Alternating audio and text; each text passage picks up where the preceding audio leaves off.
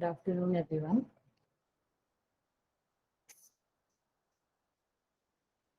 So in the last lecture, we studied these two rules for learning or training a neural network, right? The Withrow-Hoff learning rule and the correlation learning.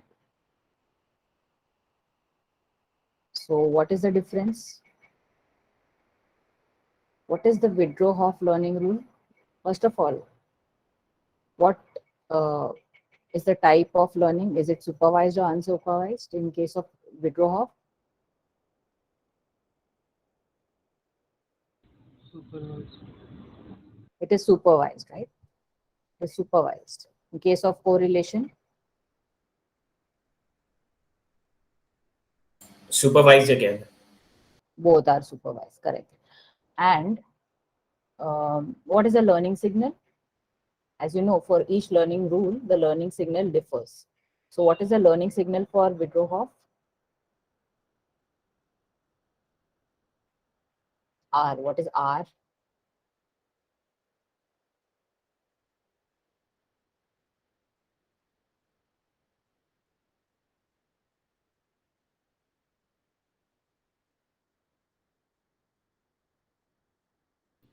Yes. C D net, I think. C D minus O net. D minus O. What is O in case of Withrow-Hoff? O will be same as net. It is net, exactly. So it does not use any activation function. Okay. So R is CRX, right? So R in the case of Withrow-Hoff is D minus net. Correct? So this particular rule does not use any activation function, no activation function. There was one type of network where it was used. It was mentioned in my slide. What kind of network? You recollect?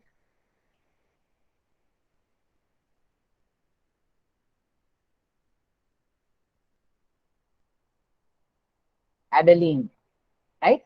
Adeline network, adaptive linear element. One more thing is, Withrow-Hoff is a special case of which learning rule? Special case of which learning rule?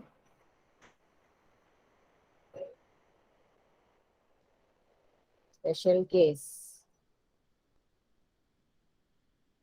of Delta learning. delta learning. How? Why is it a special case? Because the activation function is like f net is basically equal to 1. F dash net. F dash net is 1. F dash Oh, net. sorry, f dash net. Because My f of mistake. net, Is equal to the original input. It's equal to net, right? is equal to net, right? So f dash net is 1. Okay? So that is why it is a special case of delta learn. Correlation. Now we move on to correlation learning. So what is the learning signal in case of correlation learning? R is equal to D. R is equal to D, right? Special case of which is similar to which Is it learning? Hebbian? Yes. Is it Hebbian? or- Hebbian is unsupervised. Correlation is supervised. Okay. Because in case of Hebbian, what is the learning signal? R is equal to,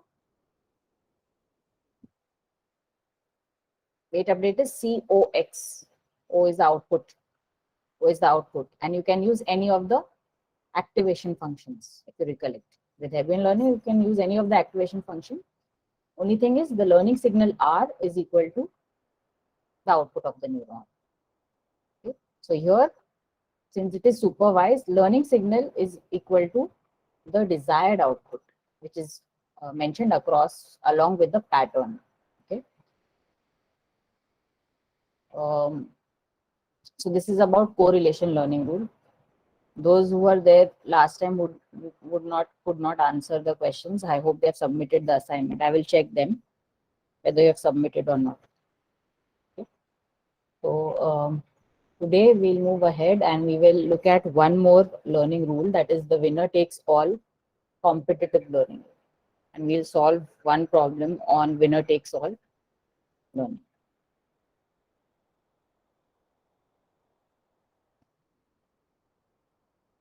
So it is a way, this particular learning rule, it is a way to achieve unsupervised data clustering. So it's a clustering algorithm, you can say.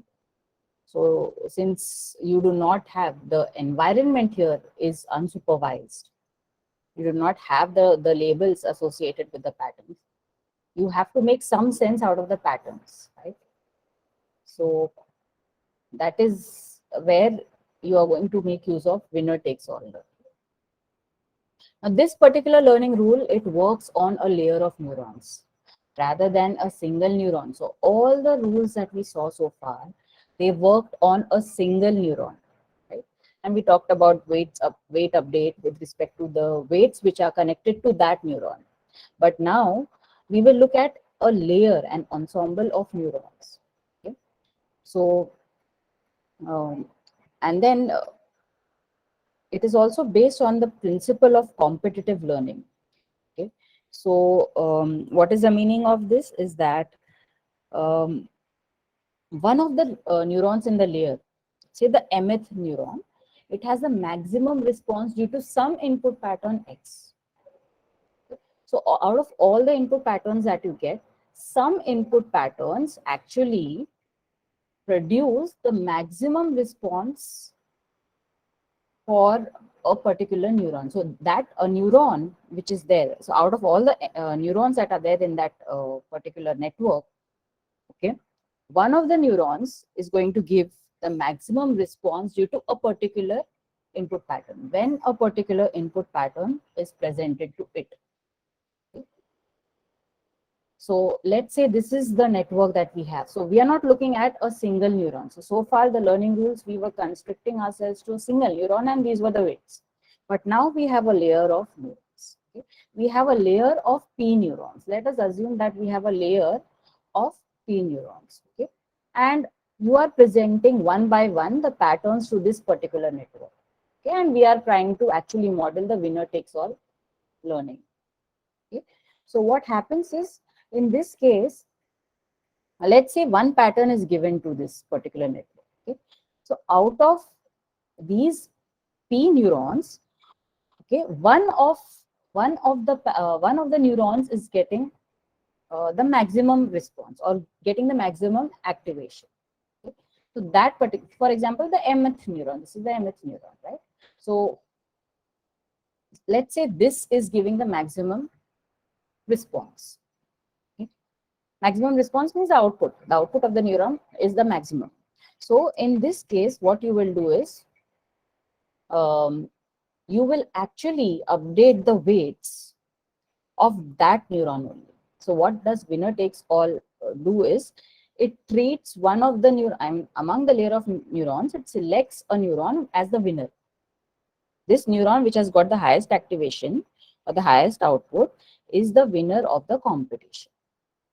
Okay, and then we update the weights of only this particular neuron. In the case of winner takes all, we update the weights of only this particular winning neuron, the winner. Only the winner's weights are updated. Okay. So how do you do this? You know, you are actually going to, this is the winner. Okay. You are going to compute inner products, right? Always we compute net. Net is nothing but inner product of these two vectors, X and W. Okay. So how are you going to go about solving this? I mean, applying this rule to this network. You take this pattern, whatever it is. Suppose the pattern is X. Suppose this pattern X is presented to the network. Okay. You compute these weights, this net value, right?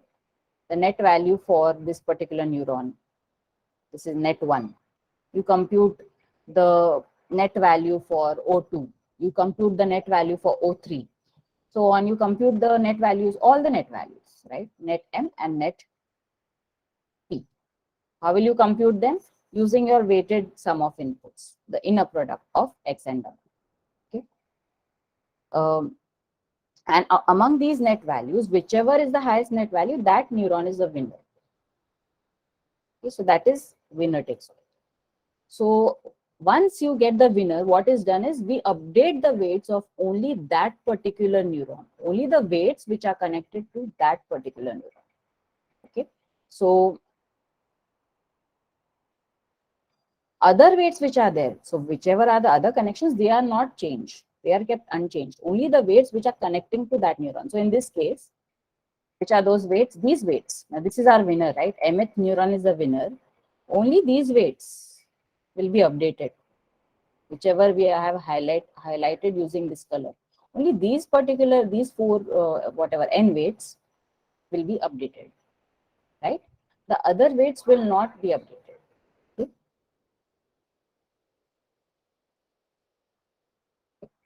And how are they updated? Using this delta W. So what is the delta W in this case? In this case, it is the learning constant times. Now what we have is we do not have D with us. This is unsupervised. Okay.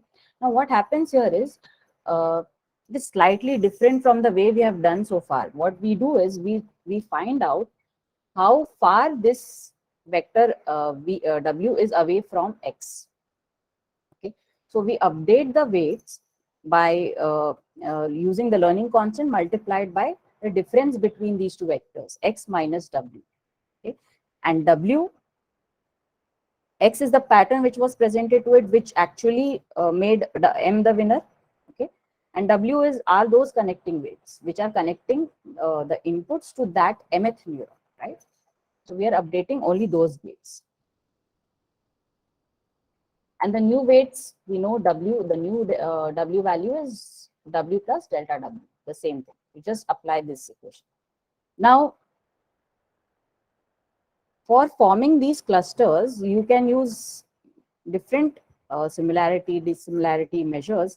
And these are two well-known measures which are given. One is the inner product and one is the Euclidean distance. You can either find the distance between the two, how far are the patterns, or you can find the inner product between the input and the weight vector. So what actually you're trying to do is you're trying to align. So the patterns are already there, right? So your patterns are somewhat like this. So this is one cluster, say. Okay, this is some other cluster. Okay, and you have your weights. So weights, initial weights are, I'm showing in the form of cluster.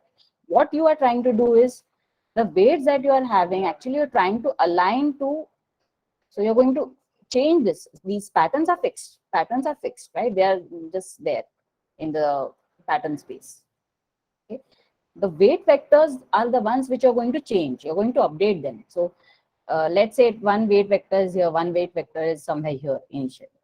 Okay. So since this one is closer to this, a pattern from this group or from this cluster is going to actually cause this neuron, this way, the neuron which is connected to this weight to give the highest activation. If you're going for inner product as a value, okay. If you're going for inner product, this will give you the maximum activation. So what you're going to do is you are going to bring this particular vector as close as possible to this cluster. So you're updating it. Okay, this is X, say this is X, this is W. So you're bringing this W as close to X as possible. That is what you're doing in winner takes all. So at the end of this training, what do you expect is the weight vectors, one of the weight vectors will align towards this cluster, one of the weight vectors will align towards this cluster. So you're bringing the weights closer to the clusters. Okay. Now, let's say you're considering the inner product. What is the inner product of the vectors? What is the inner product?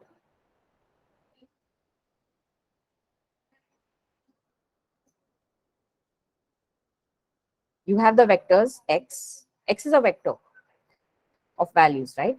X1, X2, up till Xn, n-dimensional vector. Okay.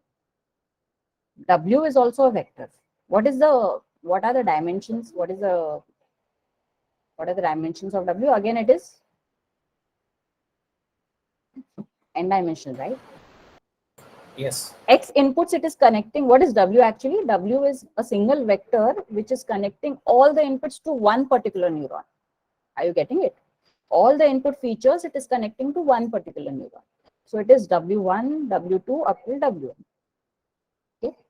What is the inner product of these two vectors? X times W. Okay. Now inner product of these two vectors can also be written as this.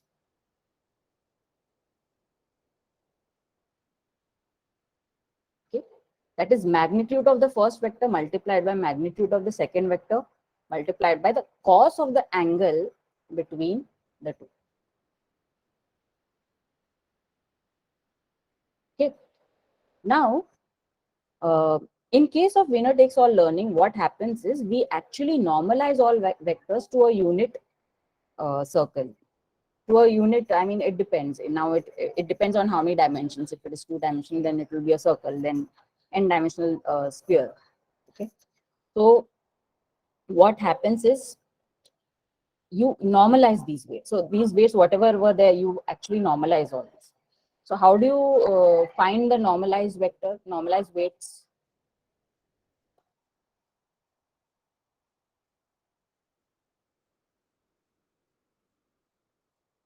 What is the magnitude of a normalized vector?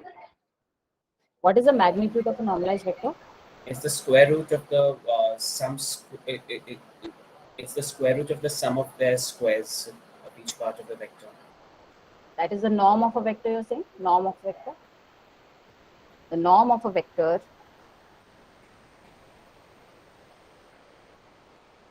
is this. Yes, ma'am. What is the magnitude? What is the magnitude of the vector?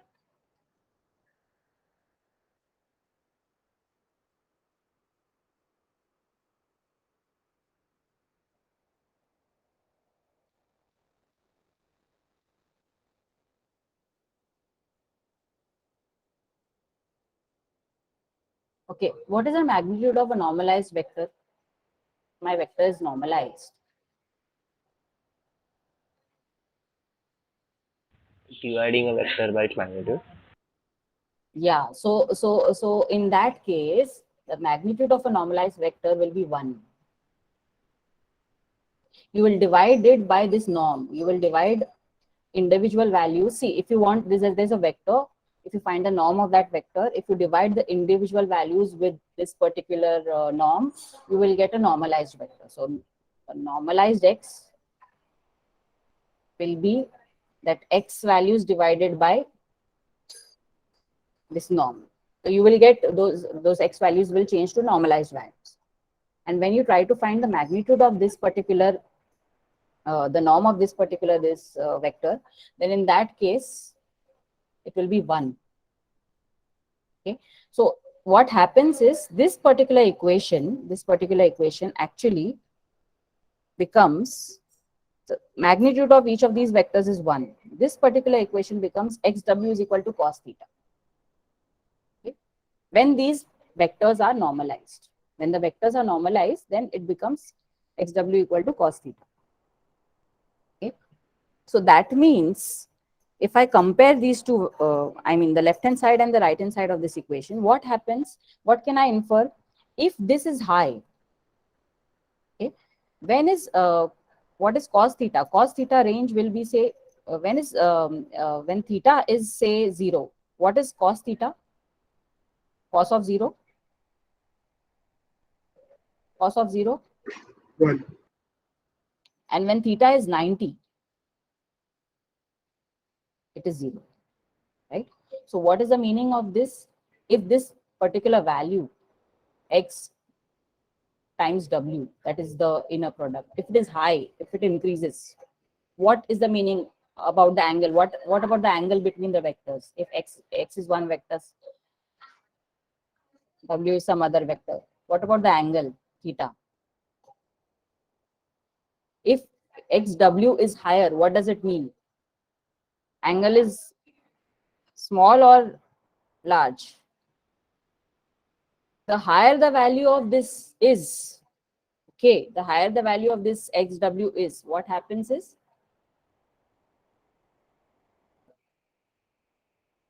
this will coincide, right? This angle will come closer and closer. I mean, this W, it will reduce. The W will come closer and closer to X, right?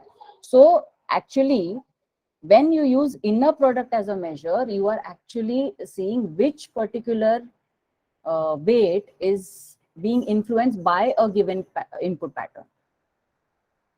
Okay, and that will have, so that will result in the highest activation. That neuron which to which that weights are connected will result in the highest activation, and that particular neuron's weights only you will update. Okay, so that is the idea about inner product when you're using inner product as a measure. So we have been using inner product every time, but here in this case, how it is aligning, how are we doing it, that is the idea of this winner takes all. Okay. The other measure is Euclidean distance. Euclidean distance, what will you do? Of course, you need to reduce the Euclidean distance, right? You need to bring X closer to W. X will stay as it is, but W you have to bring closer to X, the input pattern. Are you getting it? So that means you have to reduce the Euclidean distance between them. You have to reduce the Euclidean distance between X and W. So if you're using that as a measure, if you're using Euclidean distance as a measure, then in that case, the winner will be the one with the minimum output. That is logical, right? And when you're using inner product as a measure, the winner will be the one with the maximum output. Okay. So this is the idea about winner takes all competitive learning. Okay. Now what we will do is we'll solve one problem based on this winner takes all. And this particular problem you also have to actually solve in the practical lab experiment. As one of the lab experiments, you have to solve the problems. Okay. You have to do some sort of a visualization between the vectors. These are 2D patterns, so you can easily plot them and then see how the weights are getting aligned to the clusters. Okay. So this is given to you, alpha is given to you, and it's given that you have to complete this for 2 iterations. So P1, P2, P3 repeated twice. Okay. P1, P2, P3 are our patterns, and W1, W2, W3 are the weight vectors which are connecting the patterns to the 3 neurons. So how many neurons we have?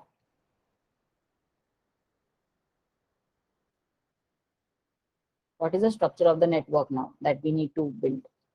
Input patterns. How many features are there? Input layer. So let us talk about input layer. How many? 2 dimensions, right? X1, X2.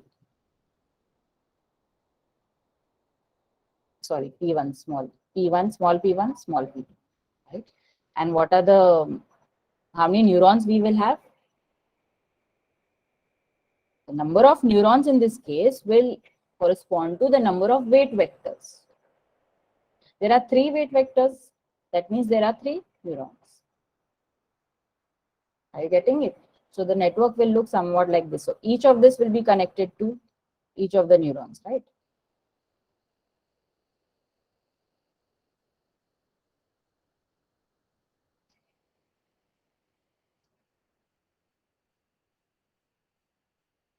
Okay. So this W1 is for the first neuron. This is this is first neuron. This is second neuron. This is third neuron. So W1 is the weight vector for the first neuron. W2 is the weight vector for the second neuron. W3 is the weight vector for the third neuron. Are you getting these weights? W3. Okay. Now, if you visualize this, if you plot, these are all normalized actually. So if you visualize this, you get this kind of a plot.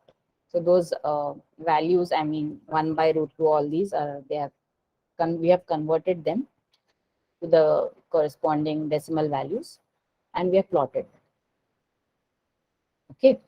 So these, there are 3 patterns. P1, you can see the points that you see here, solid lines. These 3, these are the points. These are the patterns. Okay. And there were 3 weight vectors. One is this is 1, and this is 1. Okay. So vectors, we have used arrows. They are adapted. They are going to change. The weight vectors will be changing. Okay. So you can see in this particular example, there are two clusters which are visible. This is one, this is one. Okay. So at the end of this training, actually, we want one of the weight vectors to align towards this, one of the clusters, and some other weight vector to align towards this particular cluster. That is what we want. So actually, you're going to update. Maybe this is the closest. So whenever pattern 2 is presented, P2 is presented, W3 will be, this neuron, third neuron will be activated because it is closer. Okay, and it will come. So these weights you are going to update of this weight vector. That is how this will come closer and closer at every step, depending on the learning construct. Right. So that is the idea. Getting the idea, right? Yes, ma'am. So now we'll just solve this problem. Okay, I'll share it again.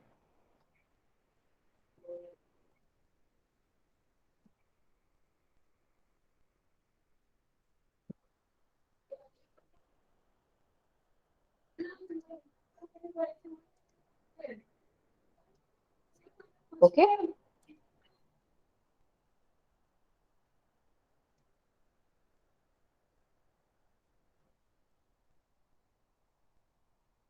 So I have just made this table. So these are our three patterns, and W1, W2, W3 are the weight vectors which are given to us. Now what we need to do is we simply have to use the winner takes all learning. We are using the inner product here. Okay, in the second example, next time we will use the Euclidean distance, or maybe I'll give that to you as an exercise. Okay, you can verify the answers. This is net. So net, since we are using the inner product, so net is W transpose P. Okay? And then we compute three net values. For each of the neurons, we compute the net values. So what will you do in the first step? You will multiply this particular pattern with this particular weight vector. Okay? You will get one net value. Then this pattern, first pattern, you will multiply with the second weight vector. Get another net value, and so on. That is what you need to do. Okay? That is the first step. So you multiply this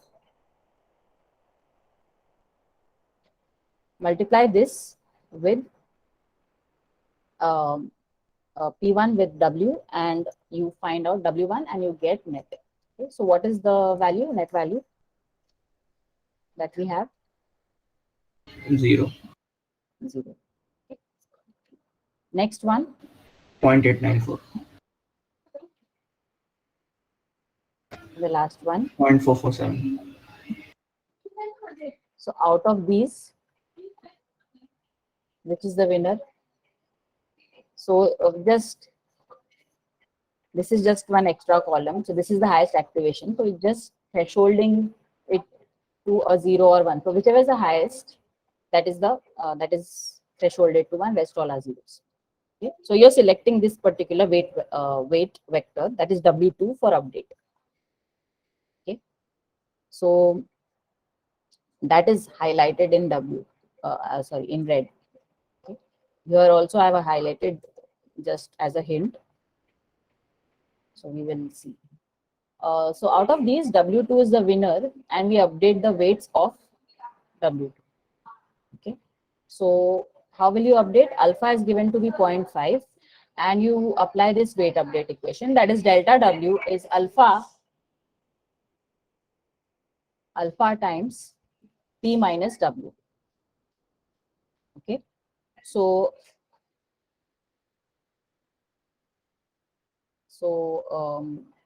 here we are writing it. Okay, these are the weights. These two weights will remain same. So W1 and W3 will remain unchanged. Only W2 will change. Okay, so what is delta W first? 0.5 times P1 minus W2. So first you find P1 minus W2, and then you multiply that quantity with 0.5. Okay, so what value you are getting?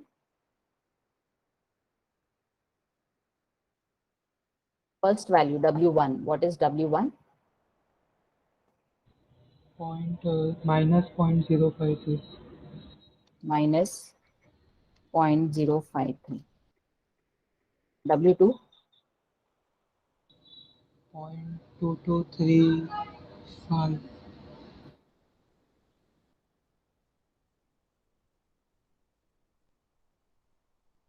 Minus or plus? Minus. Now what we will do, we will update only the weights of W2.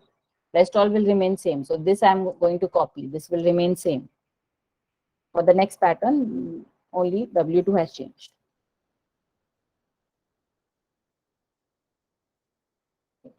Tell me the new W2, you are adding this with this, right?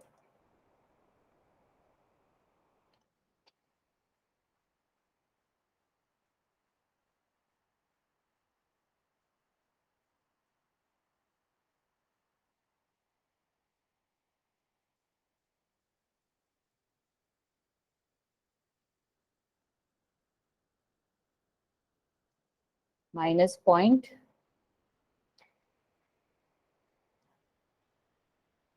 Then negative one. Minus 0.947. 0.2235. Now again, the next step, the same step, same procedure that we followed in the first step. Find out the net values. Okay, so net values, you multiply each pattern with the weight vectors. So first value is Minus 1. 0.2235. 0.894.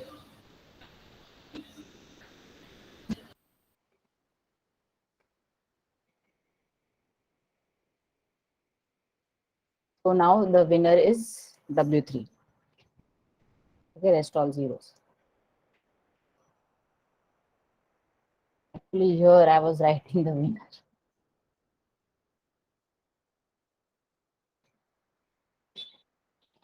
Yeah. So you will update the weights of this. So you apply the weight update equation, that is alpha times P minus W.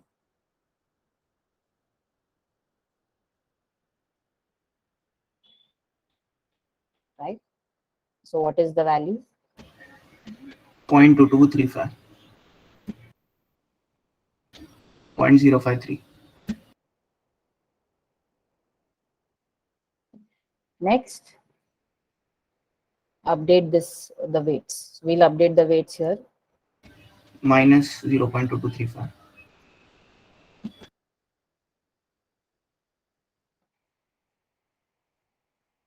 And 0.947. 947. And we will copy these as it is.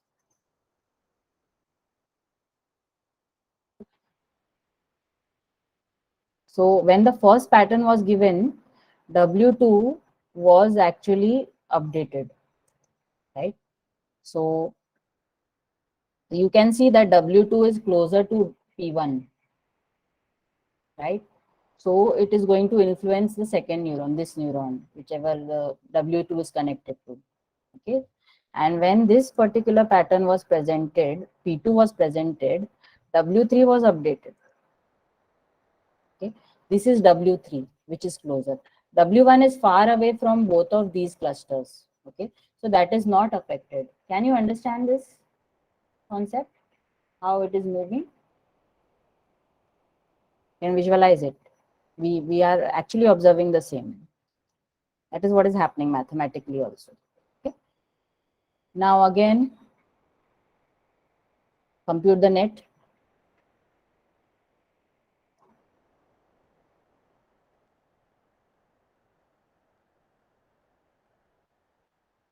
The net values. So first one is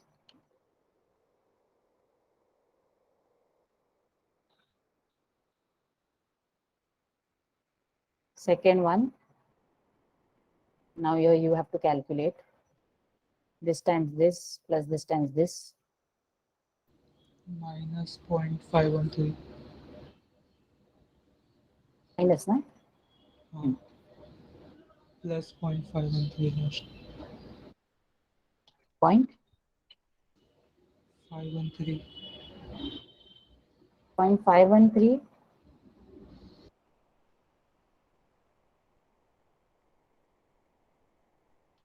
Are you sure it is correct?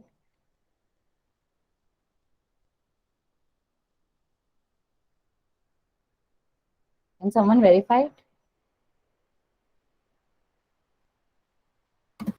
0.316 I'm getting. No, ma'am, I think this is correct because this is just the inverse of W2 above. Only signs are changed. 0.513. Yeah. Okay. So this is the winner again. So third pattern also. Third pattern you are giving. W3 is closer, right? So that is why W3 is updated again. Okay, so W3. So compute delta W.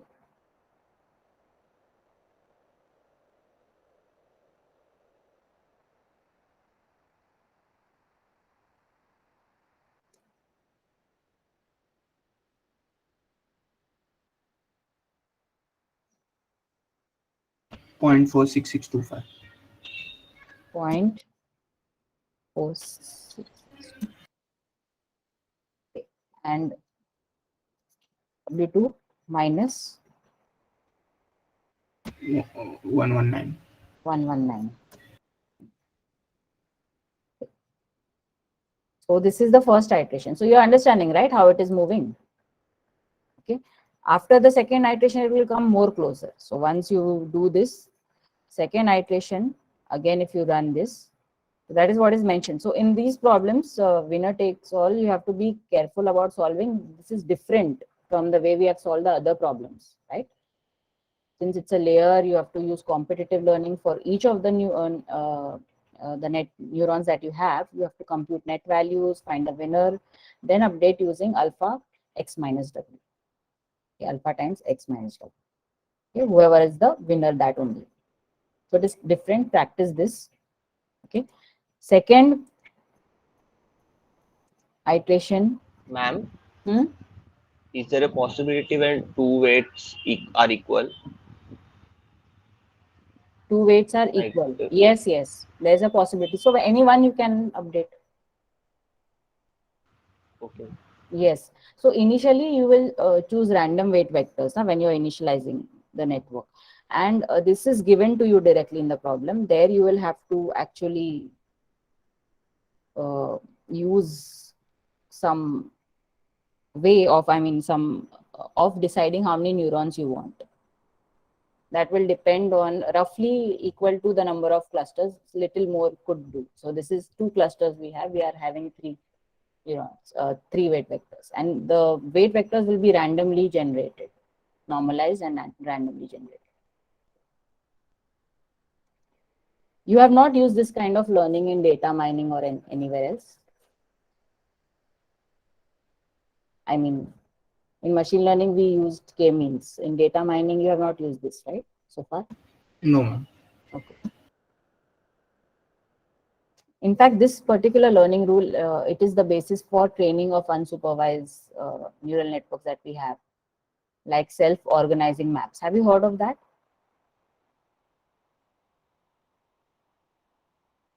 Yes, ma'am. So coherence self-organizing maps make use of winner takes all learning. We'll look at that architecture later when we see layered networks. So how it happens, this is a single layer. You will have many such layers. I mean, it is a network of many interconnections that is there.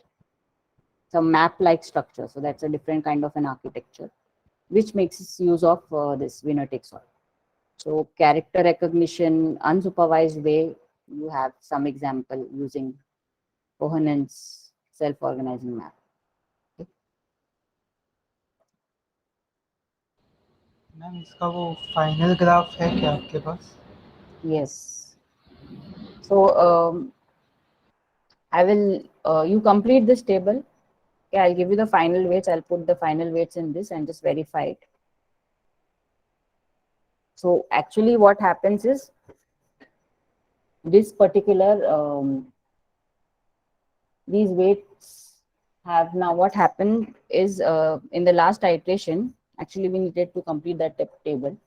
So what happened is this weight vector actually both of these came here because of some reason.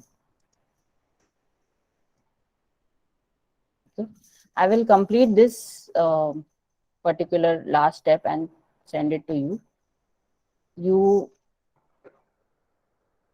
will have to complete this table.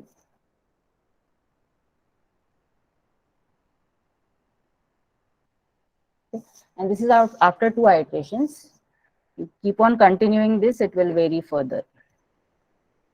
Okay, and see, this is a toy example that is there, where you have only 3 patterns. But in reality, when you apply clustering, you will have many such patterns which are available.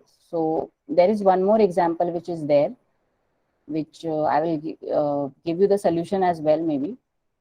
So that has more patterns, and that one also you can try.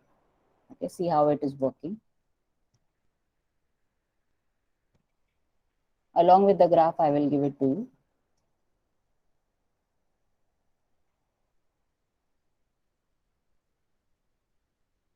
Okay, so this is 6 patterns are there in this.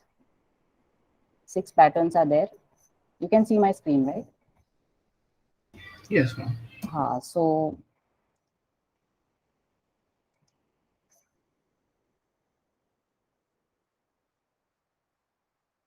you can use this example for your experiment.